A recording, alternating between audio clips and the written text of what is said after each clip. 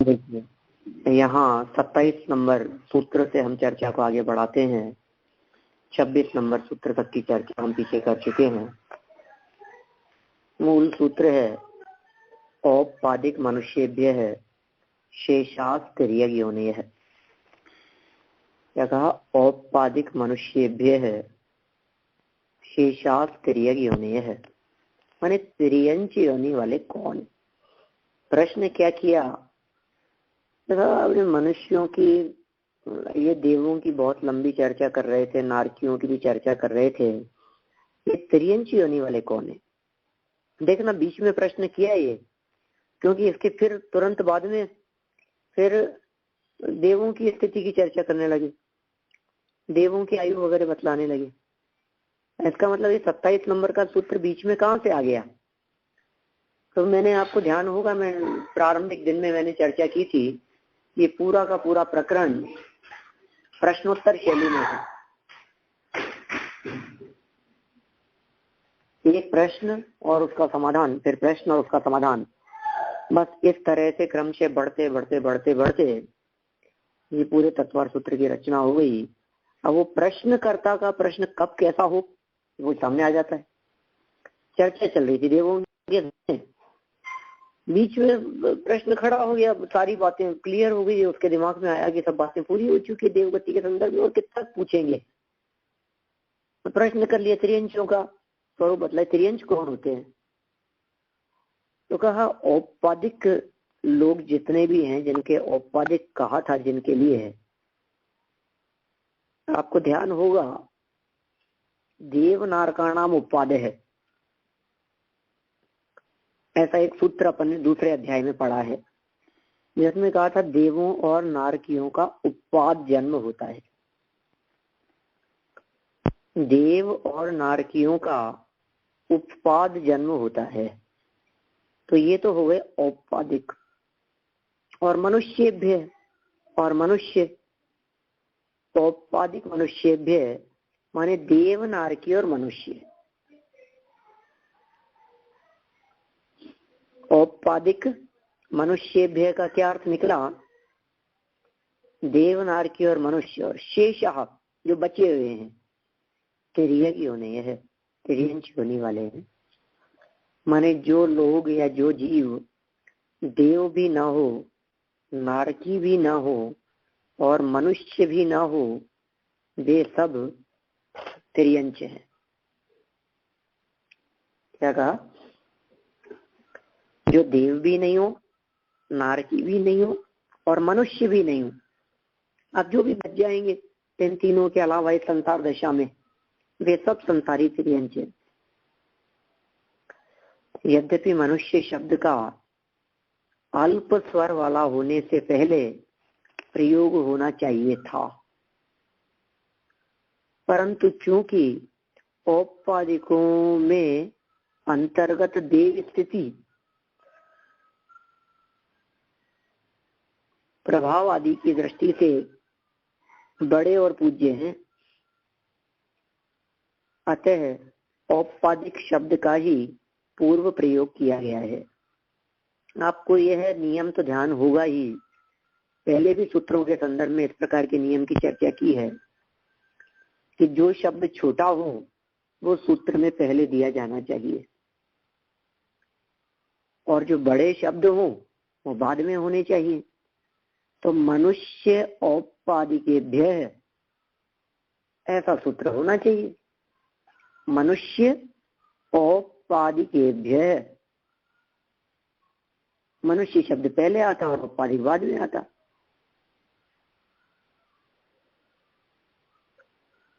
लेकिन नहीं किया ऐसा, तो फिर समाधान क्या किया कि नहीं, जो पूज्य होता है वो पहले आता है, जो श्रेष्ठ होता है वो शब्दों की अपेक्षा से अधिक बलवान होता है।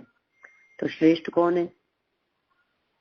तो कहीं श्रेष्ठ की बात करोगे तो देवों के पास में रिद्धि भी है, देवों के पास में प्रभाव भी है, देवों की उम्र भी बहुत ज्यादा होती है, और देव जो है वो औपपादिक में शामिल है, इसलिए औपपादिक शब्द को पहले रखा गया और मनुष्य शब्द को बाद में रखा गया।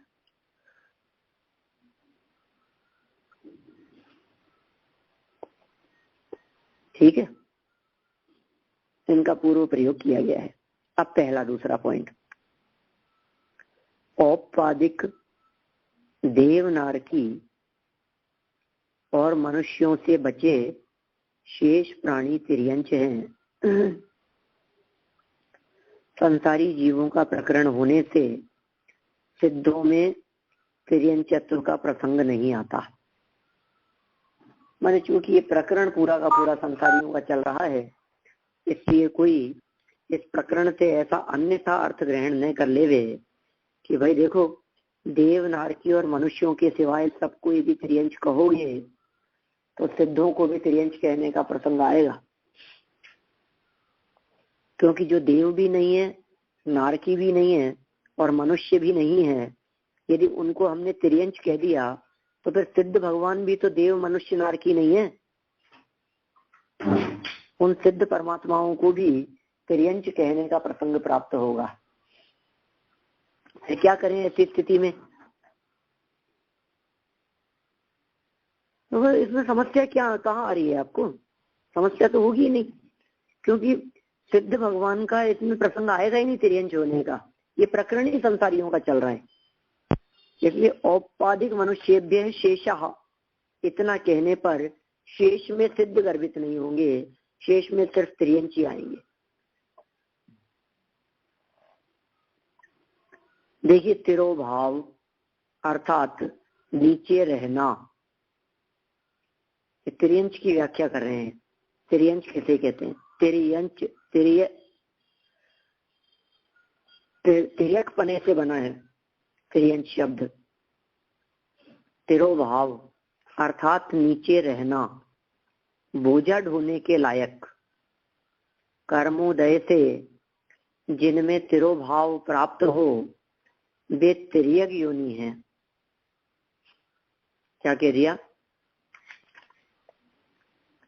कर्म के उदय से जिनमें तिरोभाव प्राप्त हो, कर्म के उदय से वे तिर्यक योनि वाले हैं। इसके त्रस स्थावर आदि भेद पहले बतलाए जा चुके हैं। दूसरे अध्याय में हमने त्रस स्थावर आदि भेदों की चर्चा पड़ी थी। संसारेण त्रस स्थावरः, है ना? ये सब तिर्यंचों के भेद हैं, त्रस भी और स्थावर भी। यद्यपि त्रस के और भेद होंगे तो फिर उसमें देवादिक भी आ जाएंगे, किंतु फिर भी ये सब तिर्यंचों के भेद बतलाते हुए त्रस और स्थावर।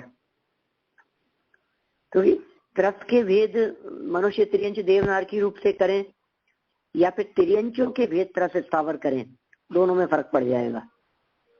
देखिए, हमने कहा संसारी जीव कितने प्रकार के? तो 4 प्रकार के। ये कौन कौन से? मनुष्य तिर्यंच देवनारकी। तिर्यंच कितने प्रकार के? बोले 2 प्रकार के, त्रस और स्थावर। अब हो गया ना चक्कर। तिर्यंच को जब हमने 2 प्रकार के कह दिया, त्रस और स्थावर में बांट दिया, तो एक इंद्रिय स्थावर वे तो तिर्यंच है ही, और 2 इंद्रिय त्रस, 3 इंद्रिय त्रस, 4 इंद्रिय त्रस और 5 इंद्रिय असैनी त्रस और सैनी पंचेंद्रिय तिर्यंच, वो सब त्रस में आ गए। तो इस तरह से तिर्यंच योनि को बहुत बड़ा स्थान, बहुत बड़ा क्षेत्र प्राप्त है। तिर्यंच गति के जीव बहुत बड़े एरिया में रहते भी हैं और बहुत इंद्रियों वाले भी हैं, और संख्या की अपेक्षा से भी चारों गतियों में सबसे ज्यादा संख्या तिर्यंच गति के जीवों की ही है।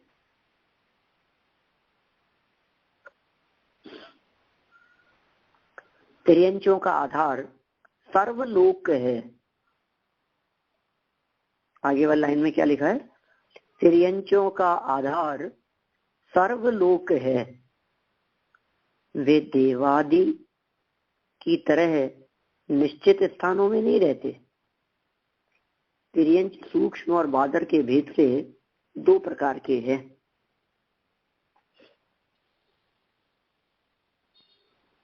मैंने ऐसा नहीं जैसे देवगति के जीव तो निश्चित विमानों में रहते हैं, वैमानिक देव अपने विमानों में रहते हैं, भवनवासी अपने भवनों में रहते हैं, व्यंतर अपने क्षेत्र में रहते हैं, ज्योतिषी अपने ज्योतिष के विमानों में रहते हैं। ये सब नक्की तो है, नर की अपने एक निश्चित एरिया में रहते हैं, मनुष्यों की यदि बात की जाए तो अपने डायजीत एरिया में रहते हैं, उससे बाहर नहीं रहते हैं। माने सब जीव अपने अपने एक निश्चित दायरे में बंधे हुए हैं और उतने एरिया में ही रहते हैं, जबकि तिर्यंच गति के जीव संपूर्ण लोक में रहते हैं, कोई निश्चित स्थान नहीं है। ऐसा तिर्यंच सब जगह कहाँ रहते हैं? हमारे घर में तो तिर्यंच नहीं रहता कोई भी। बात तुम्हें पता नहीं है भैया।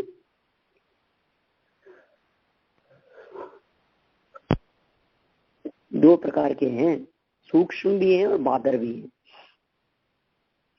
जो सूक्ष्म होते हैं वे दिखाई नहीं देते हमारे को, जो बादर होते हैं वे अपने को दिखते हैं। तो सूक्ष्म जीवों की अपेक्षा से ये तिर्यंच गति के जीव संपूर्ण लोक में व्याप्त हैं।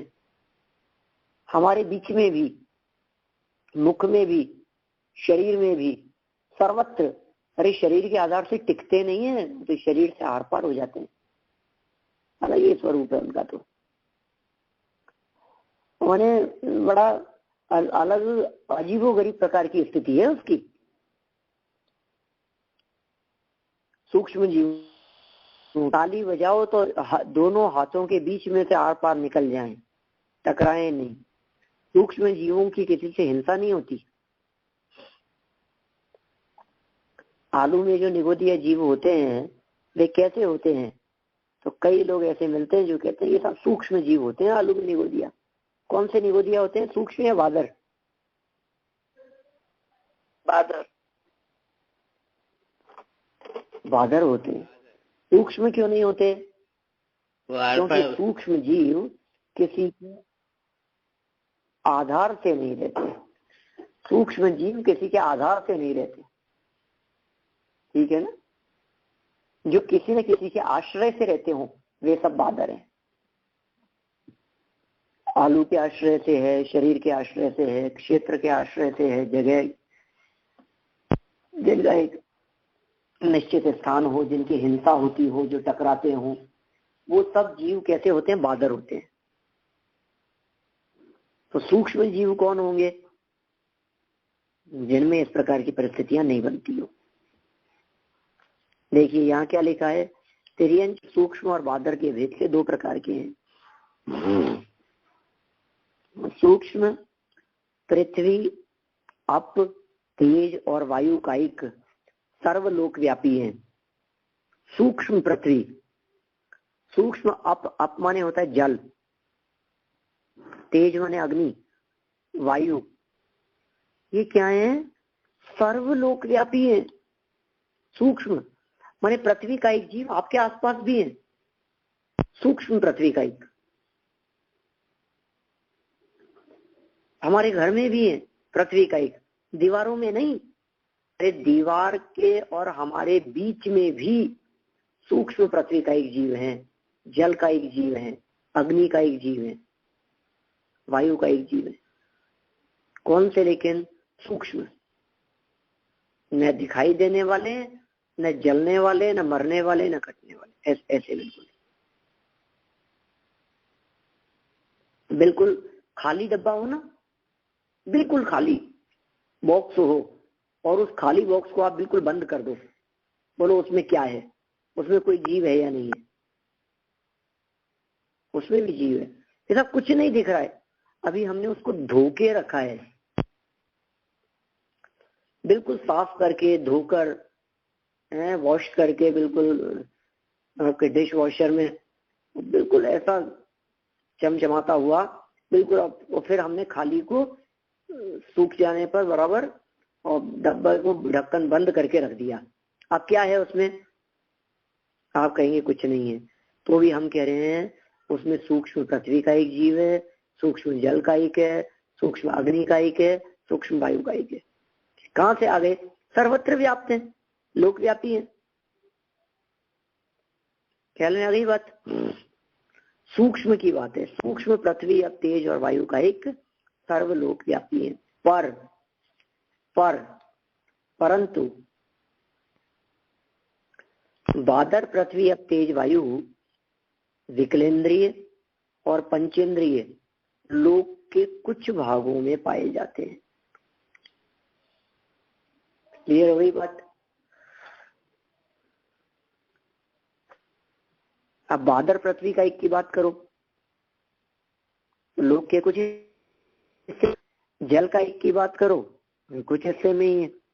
अग्नि वायु की 2 इंद्रिय की, 3 इंद्रिय की, 4 इंद्रिय की, पंचेंद्रिय, ये सब लोक के लिमिटेड एरिया में पाए जाते हैं। माने आपके और आपके बगल में यदि कोई दूसरा व्यक्ति बैठा है तो 2 व्यक्तियों के बीच में ये बादर जीवों का सद्भाव हो सकता है, बिल्कुल ना हो, लेकिन सूक्ष्म जीवों का सद्भाव अवश्य ही होगा। बहुत होंगे जो दिखेंगे नहीं आपको बिल्कुल भी।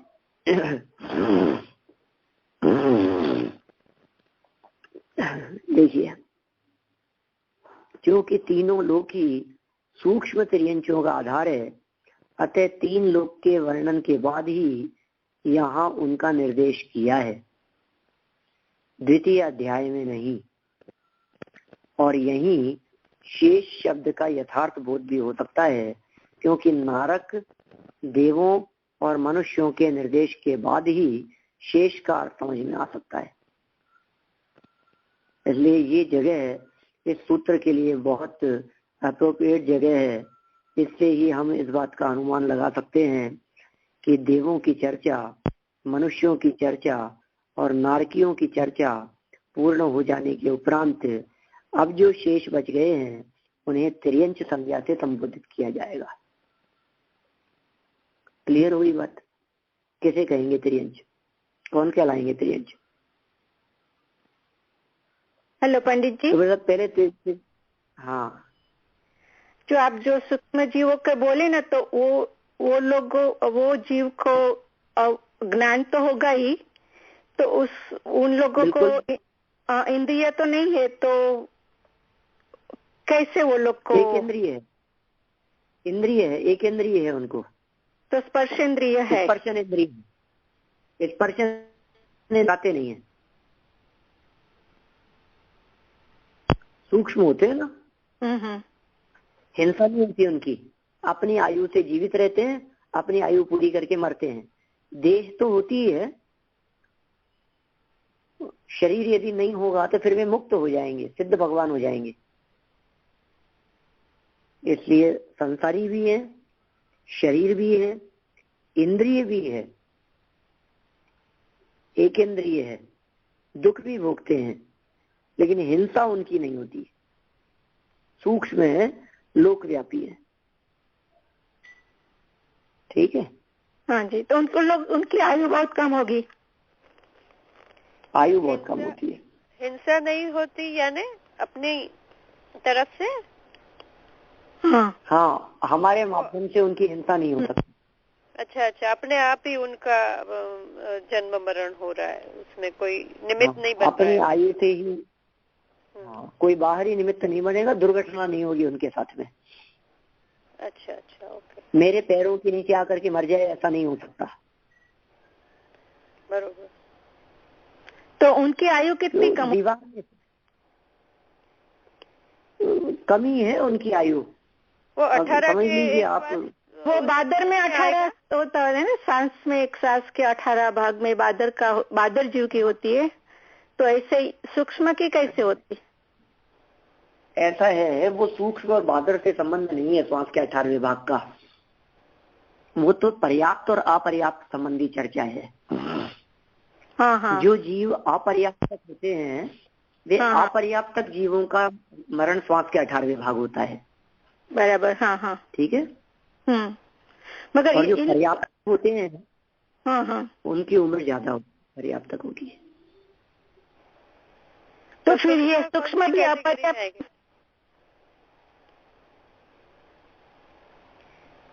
हाँ, सॉरी, दोनों प्रकार की स्थिति हो सकती है। दोनों? अच्छा, दोनों में हो सकती है। ओके। पर्याप्त और अपर्याप्त दोनों में हो सकती है। मगर सूक्ष्म तो अपर्याप्त ही हो गए ना? नहीं, ऐसा नहीं कह सकते ना। लंबी आयु भी होती है ना, अंतर्मूर्त भी आयु हो सकती है। कुछ लंबे समय तक भी जीवित रहे। श्वास के 18वें भाग से ज्यादा भी आयु हो सकती है उनकी। तो ऐसे ऐसे बोलते हैं तो जगन्य की उत्कृष्ट आयु ऐसा कुछ होता है उसमें?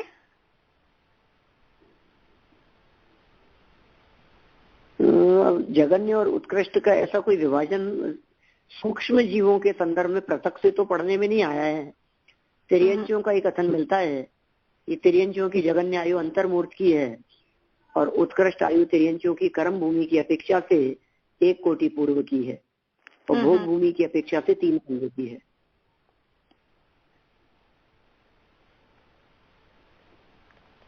फिर भी लेकिन प्रत्येक जीवों के संदर्भ में अलग अलग आयु का विधान भी शास्त्रों में मिलता है। जैसे 2 इंद्रिय जीव की कितनी आयु हो सकती है, 3 इंद्रिय जीव की कितनी हो सकती है, 4 इंद्रिय की कितनी हो सकती है। 4 इंद्रिय जीवों की उत्कृष्ट आयु 6 महीने की है।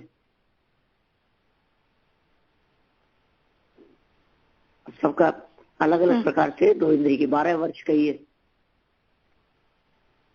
तो किसकी कितनी है? पंचेंद्रिय तिर्यंच की आयु अधिक है, 1 कोटि पूर्व की बतला दी कर्म भूमि की अपेक्षा से।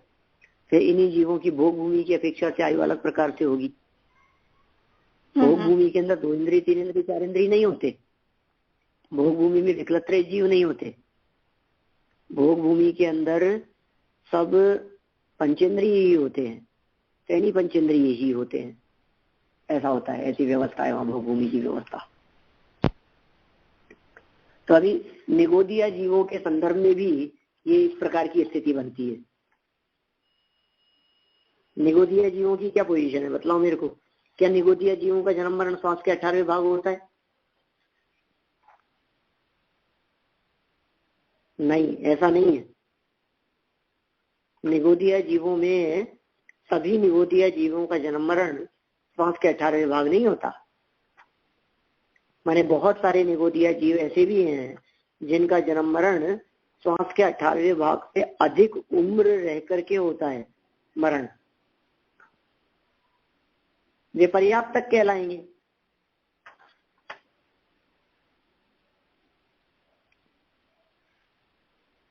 जो भी अपर्याप्त तक होते हैं उनका श्वास के 18वें भाग जन्म मरण होता है।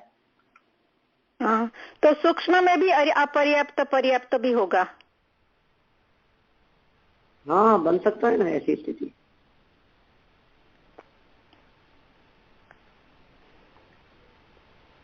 ठीक है ना? और कुछ शंका हो तो बोलिए आप। अंतर्मूर्ति होती है इतना तो अपने को मान के ही चलना चाहिए। एकेंद्रीय जीव है ना एक्चुअल में। सूक्ष्म बादर का जो बंटवारा है ये एकेंद्रीय जीवों का बंटवारा है। अब एकेंद्रीय जीवों की आयु जो है वो कितनी माने अपन? ये सूक्ष्म है, अंतर्मूर्ति मान करके चलनी चाहिए।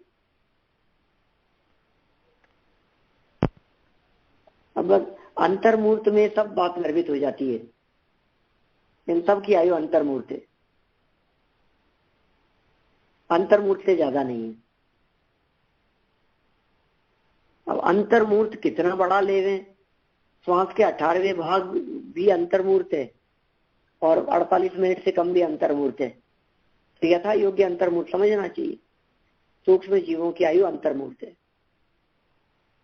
अब इनमें जो बादर जो होते हैं फिर उनकी सबकी आयु अलग अलग होती है। बादर वाले जीवों की आयु तो अपन ने पहले भी शायद देखी है, शायद आप लोगों को ध्यान होगा। ध्यान है कि आपको बादर जीवों की आयु के संदर्भ में अपन ने बात की थी। पृथ्वी का जीवों की आयु 22,000 वर्ष। ध्यान है? सूक्ष्म नहीं, लेकिन बादर पृथ्वी का की माने जो पृथ्वी जो इन्होंने आगे कह दिया ना विशिष्ट क्षेत्र में बादर पृथ्वी अब तेज वायु जो है ये किसी विशिष्ट भागों में पाए जाते हैं, किसी पर्टिकुलर एरिया में है लोग के। ऐसे पृथ्वी कायिकों की आयु 22,000 वर्ष की है। जल कायिक की आयु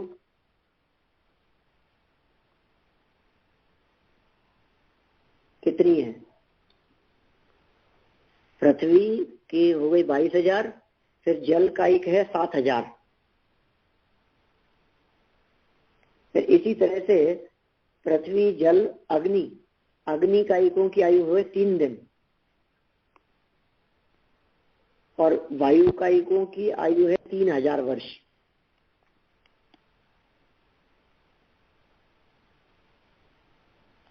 ठीक है, 22,000 वर्ष, 7,000 वर्ष, 3 दिन और 3000 वर्ष। कितना फर्क हो गया? ये बादर पृथ्वी का एक, जल का एक, अग्नि का एक, वायु का एक की बात हो गई। वनस्पति का एक की 10,000 वर्ष का ही।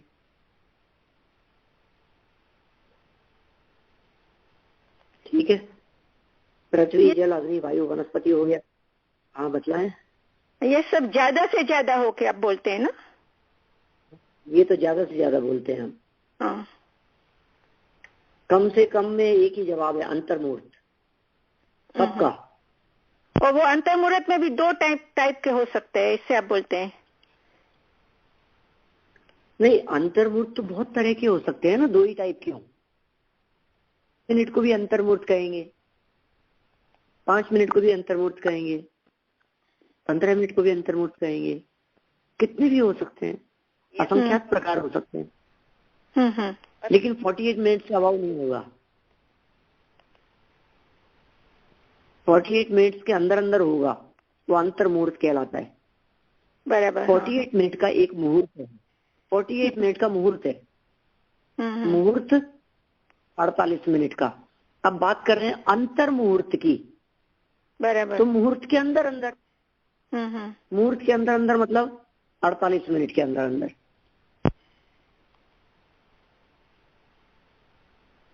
तो इस तरह से सब जीवों की अलग अलग आयु है। ये बादर जीवों के संदर्भ में बात की अपन ने, सूक्ष्म की अंतर्मूर्त कही दी हमने। सूक्ष्म जीवों की सबकी आयु अंतर्मूर्ति है,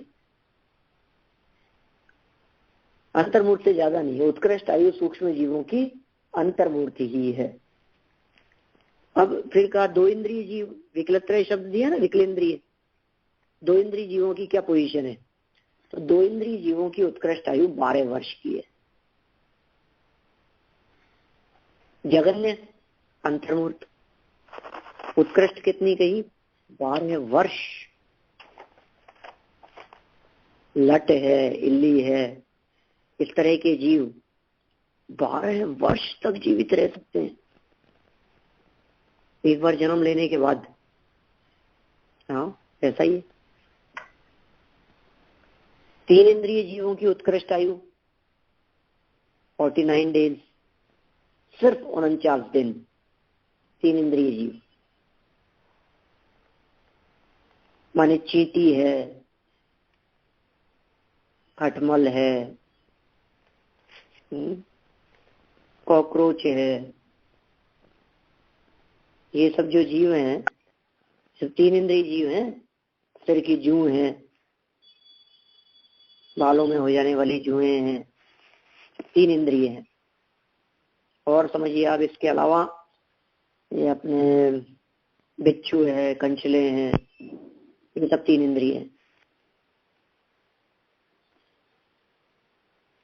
इनकी आयु 49 दिन की।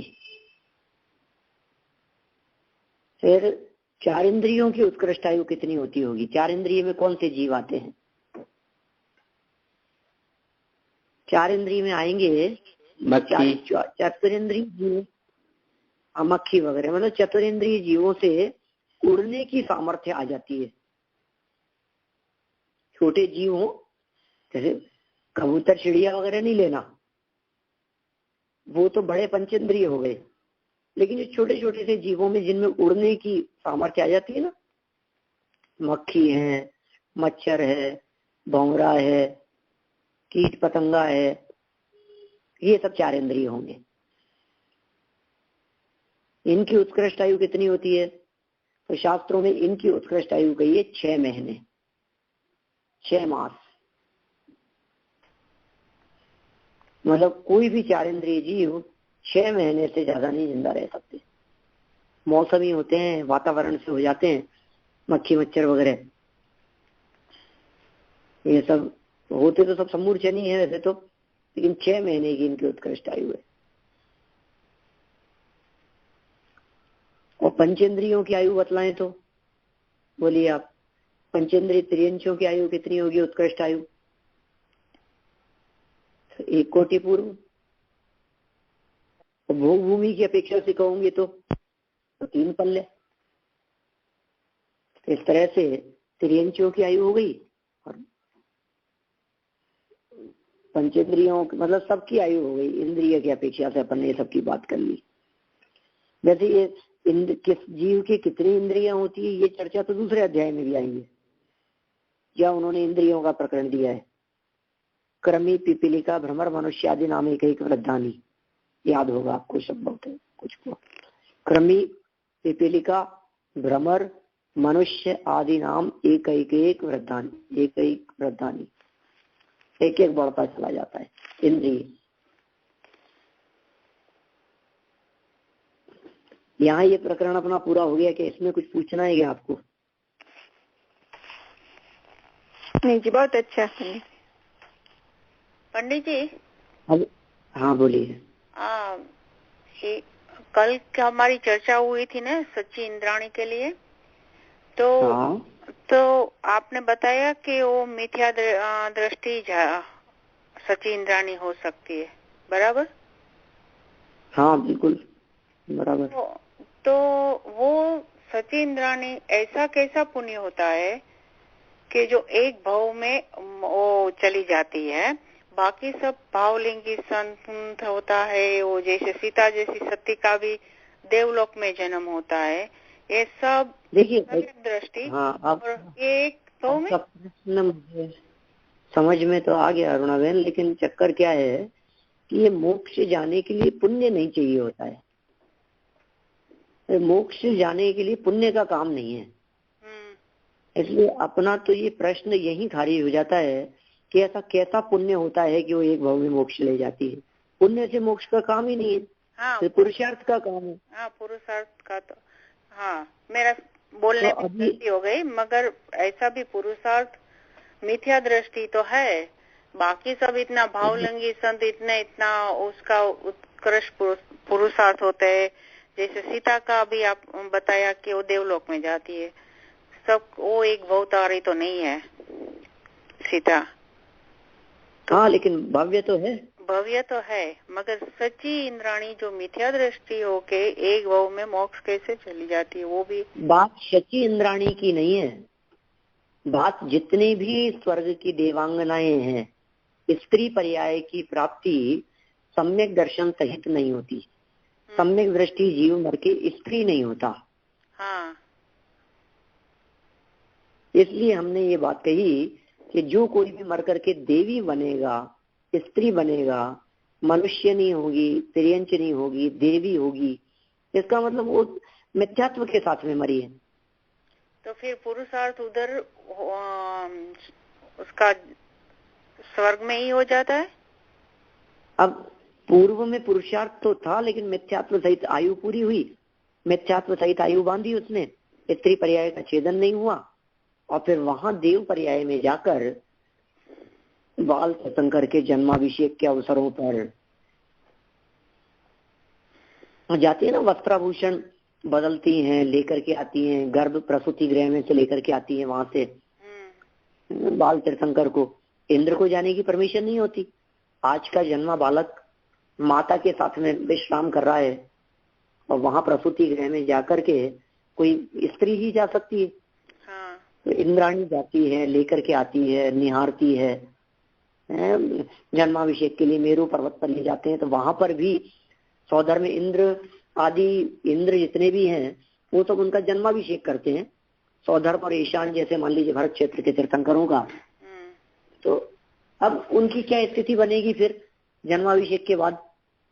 बाकी के सब जितने देव हैं सब लाइन में लगे हुए हैं, लेकिन सौदर में इंद्र की इंद्राणी, ईशान इंद्र की इंद्राणी, ये कुछ इंद्राणियों को ऐसी पावर होती है या उनमें ऐसी योग्यता होती है कि वे ही वहां उस बालक के अभिषेक के बाद में उसको मार्जन करेंगी, पहुंचेंगी, उसको टॉवल से पहुंचेंगी, कपड़े पहनाएंगी, श्रृंगार करेंगी, उसको गोद में लेंगी, छोटे से बालक को। और फिर दिव्य ध्वनि सुनने के लिए तो जाती है। भव्य जीव तो है ही, पात्र जीव तो है ही, पुरुषार्थ करती है, सम्यक दृष्टि भी होती है, फिर मनुष्य भाव में आकर के दीक्षा लेकर के मोक्ष जाती है, ऐसा है। अच्छा। तो जो पंडित जी वो मनुष्य भाव में आती है तो वो तो पुरुष पर्याय ही होनी मांगती है। हाँ, पर्याय ही होगी। हाँ, वो तो हाँ, बराबर है।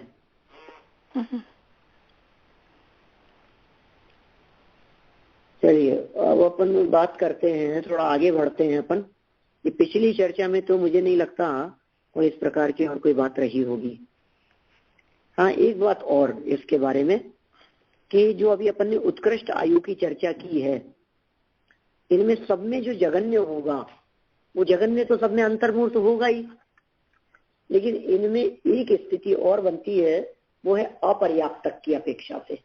वो अपर्याप्तक कहाँ कहाँ हो सकते हैं, कौन से जीव ऐसे हो सकते हैं जो अपर्याप्तक होंगे?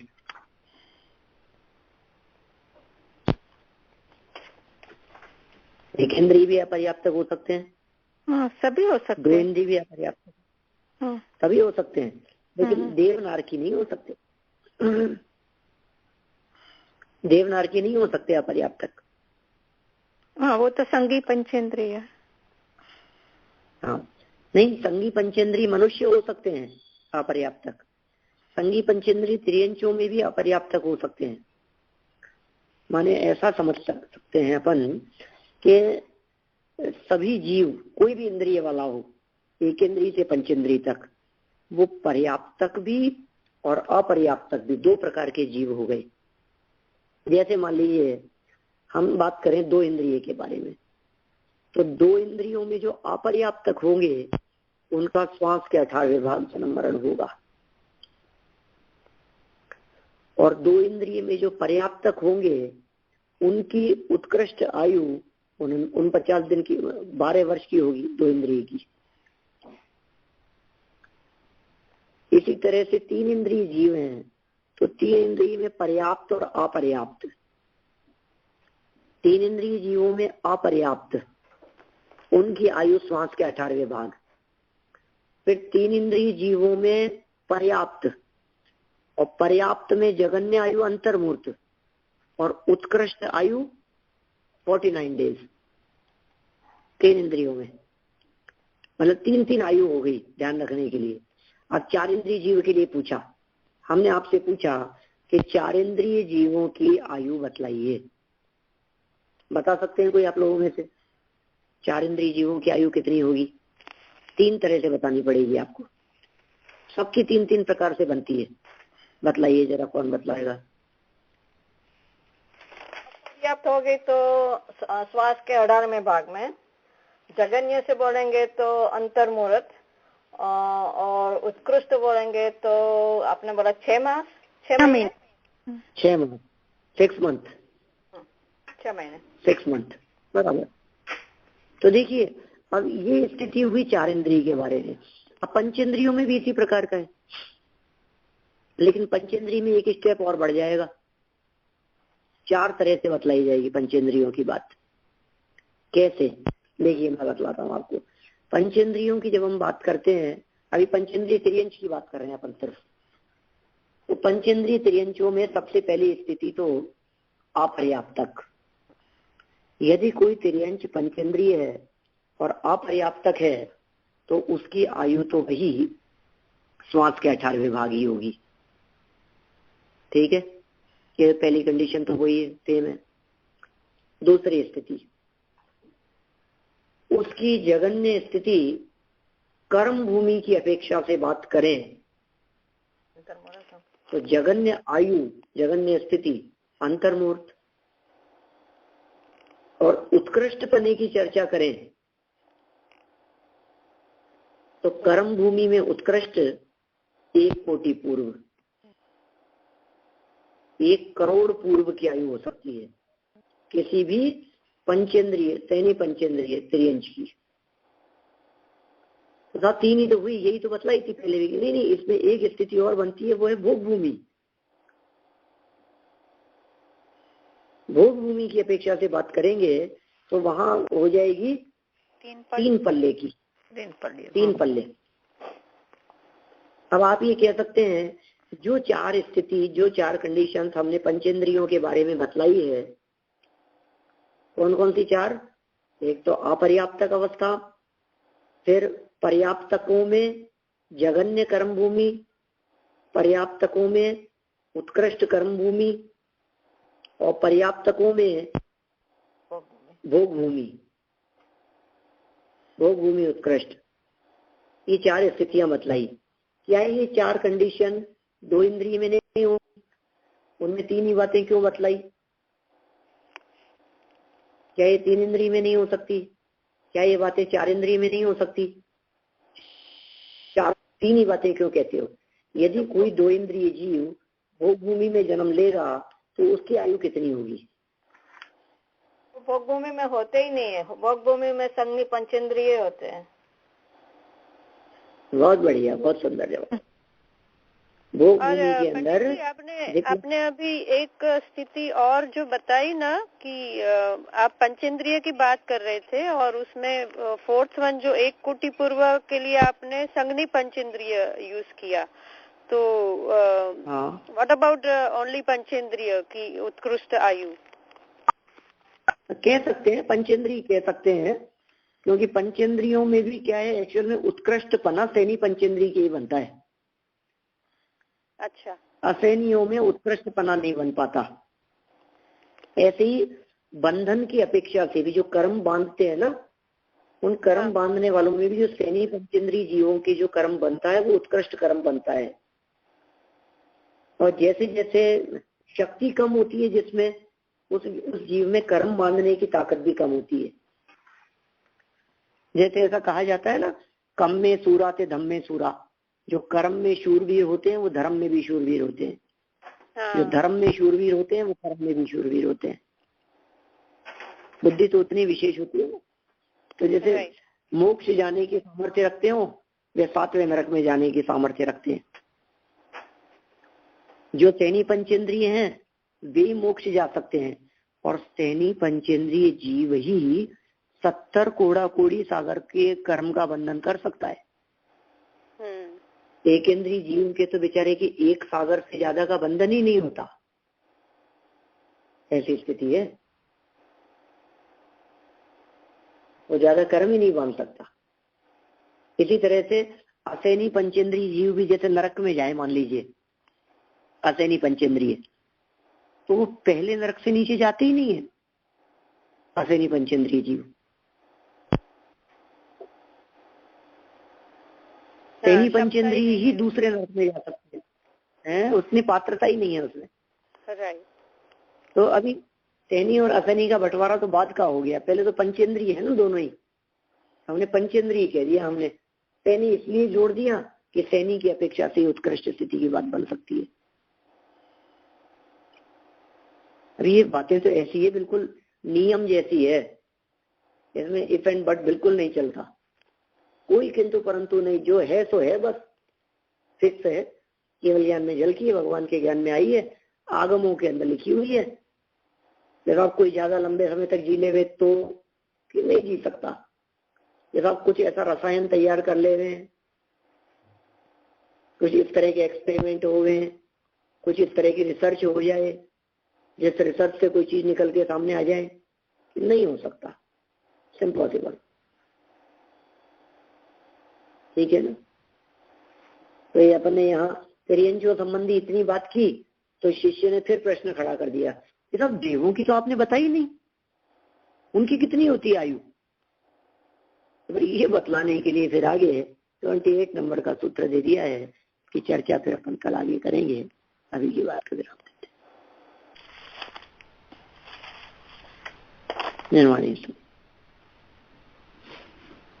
जावाणी के ज्ञान से तुझे लोकालोक, तो वाणी मस्तक नऊ, सदा देता हूँ रोक, सदा देता हूँ रोक।